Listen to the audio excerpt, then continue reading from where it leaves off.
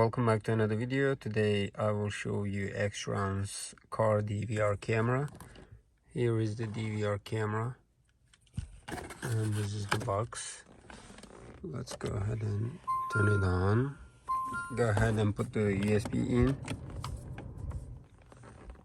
and then we're gonna go to APK installer and install and DVR. Install, open. Right now I installed it, put it right there. I'm gonna put it right there, and you can see the front.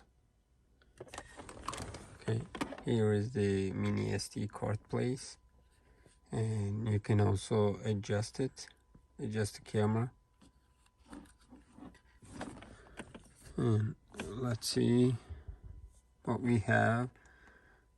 You can record a video, take pictures, recording, and there's settings. It could be 1080p. Video duration, you can make 5 minutes. Recording, flip or mirror. Let me turn it off and turn it on.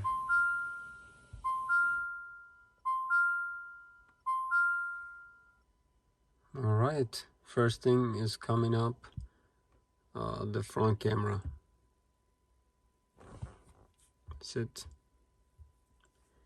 Thank you so much for watching. See you next video.